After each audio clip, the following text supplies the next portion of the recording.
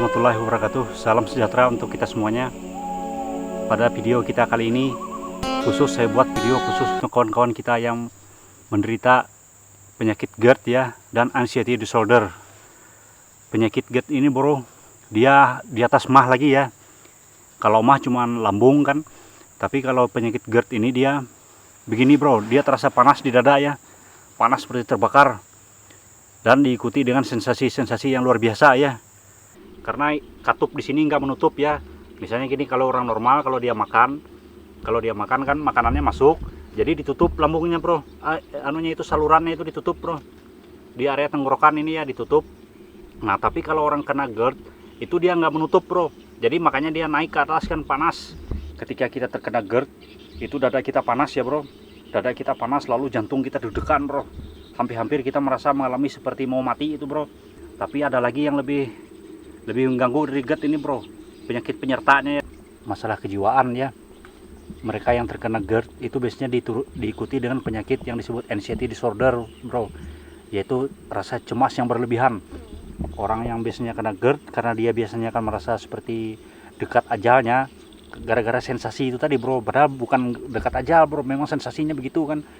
Nah jadi orang yang merasa begitu-begitu terus, dia berapa kali mengalami, akhirnya dia mengalami kecemasan berlebih bro. Jadi hampir nyaris dia merasa seperti orang mau meninggal ya, apalagi sensasi sesak dada tadi kan. Nah dan itu berulang-ulang bro. Jadi dia cemas sedikit, dia mulai lagi dia mengalami yang GERD itu tadi ya. Karena begini bro, penyebab asam lambung salah satunya naik itu kan gara-gara cemas bro.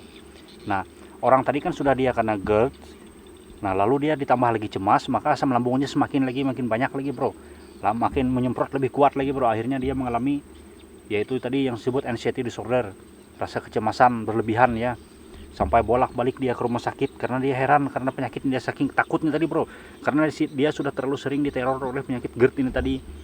Nah akhirnya mereka yang mengalami ini tadi cenderung ya dia nggak berani keluar rumah bro, karena dia merasa hampir meninggal.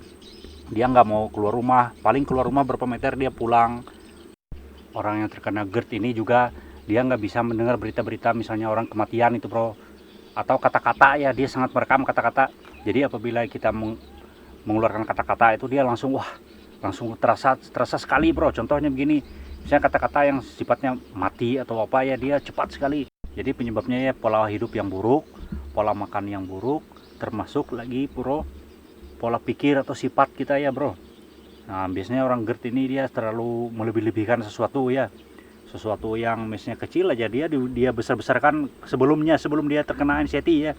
Akhirnya apa, ketika dia terkena GERD itu tadi, sensasi yang kecil aja bro, penyakit yang biasa aja ya, seperti sesak napas ditambah dengan kegugupannya itu, jadi semakin dia merasa semakin mencekam gitu ya bro penyakitnya itu. Makanya dia sesak napasnya luar biasa lagi, bertambah lagi bro. Nah jadi itu salah satu pengalamannya. Saya pernah terkena GERD ini pada tahun 2012 bro. Jadi saya sampai masuk ICU ya, berulang-ulang masuk rumah sakit. Saya minum obat mah apa ya, tapi ya tadi dia kembali lagi bro, karena dia ada siklus perputaran itu ya bro, antara pikiran lalu dia karena dia pikirannya stres yang tinggi ya, pola makan yang buruk lagi, terlambat makan misalnya, jadi dia kumat lagi bro. Nah jadi pada kesempatan hari ini saya mau memberikan tips sedikit lah ya buat teman-teman yang mungkin dia mengalami yang penyakit ini tadi ya. Tipsnya yang pertama bro, saya kasih tahu ya. Pertama, dia harus menjaga pola makan bro, tidak boleh telat sama sekali ya. Jadi kalau saya dulu bro, saya bertahun-tahun saya memakai jadwal ya, misalkan jam makan pagi jam 7, makan siang jam 12, makan sore jam 5 sore. Jadi itu terus nggak boleh lepas ya. Jadi pertama pola makan, kemudian dia nggak boleh lagi bergadang bro. Kalau dia sudah normal, pikirannya sudah normal ya, nanti otomatis lambungnya akan perlahan dia membaik sendiri bro. Nah jadi pola makan tadi ya, termasuk kita merubah sifat juga ya, merubah sifat kita yang misalnya suka mendramatisir sesuatu. Jadi jangan ya sifat-sifat yang pokoknya sifat-sifat ya, termasuk menganalisa sesuatu ya, menganalisa apa dia analisa dengan mendalam kan, itu nggak bisa lagi bro.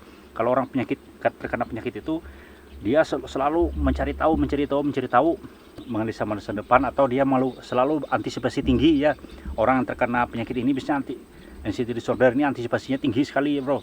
Jadi begitu sakit ini tadi kan, padahal sakitnya sedikit aja, tapi dia merasa antisipasinya luar biasa. Akhirnya yang sakit yang kecil ini tadi makin seperti membesar lagi oleh drama dia sendiri bro. Nah kemudian bro, jadi cara menyembuhkan yang berikutnya adalah, kalau saya berburu bro. Percaya tidak percaya ya, pertamanya saya kena ini kan, padahal saya dulu kan memang pemburu ya. Jadi begitu saya kena itu, saya menyembuhkan itu, wah kita nggak berani bro keluar rumah aja, kita rasanya rasanya kita ini mau mati. Kita takut ya misalnya roboh di jalan atau apa kan. Jadi saya berburu bro. Jadi buat kawan-kawan yang sedang mengalami ini ya, bisa dengan berburu. Jadi karena kita mencari kegiatan yang sifatnya mengajak kita keluar bro. Kita cari kegiatan misalnya memancing atau berburu ya, yang bisa mendorong kita untuk keluar. Namanya kan berburu, jadi dia tuh ada kalimat mengejar itu bro. Jadi ada suatu tarikan dalam jiwanya ya, dia mengejar sesuatu. Seperti kami ini kan mencari burung bro.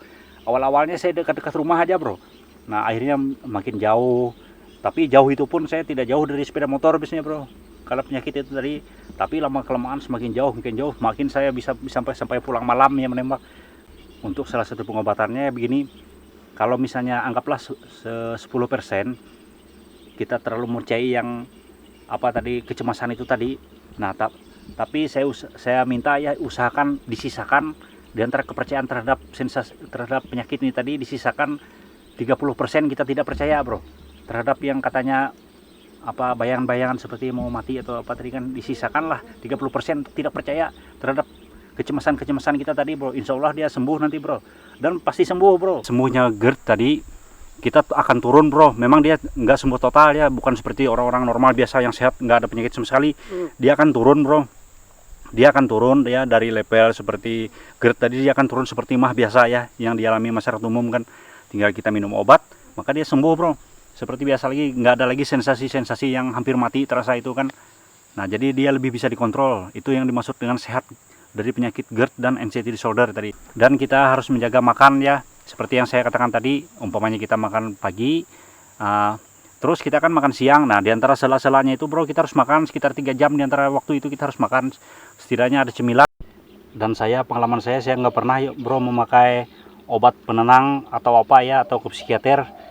Nah termasuk ini bro, termasuk memakai vitamin ya, vitamin B kompleks. Harus diminum vitamin B kompleks untuk yang awal-awalnya minum terus B kompleks ya. B kompleks ya, tapi itu yang sifatnya di atas 10 mg ya kalau saya. Kalau untuk pantangannya bro, jangan makan ya. Jangan makan yang pedas, asam, sama kopi, itu dilarang sama sekali kalau pengen sembuh dari GERD. Dan bagus juga kita melihat di channelnya Erik Wibowo, itu bagus sekali bro untuk GERD. Saya juga dulu melihat punya beliau. Agama sangat penting ya, karena orang yang anxiety disorder ini biasanya dia mencurahkan segalanya kepada pikirannya bro. Maka pikirannya kan terbebani, sedangkan di dunia ini kita nggak mampu ya. Makanya harus ada yang maha kuasa akan tempat kita melabuhkan segala keluh kesah atau apa. Nah makanya agama sangat penting kalau dalam menangani penyakit anxiety disorder ini bro. Oke bro, mudah-mudahan ada manfaatnya. Wassalamualaikum warahmatullahi wabarakatuh.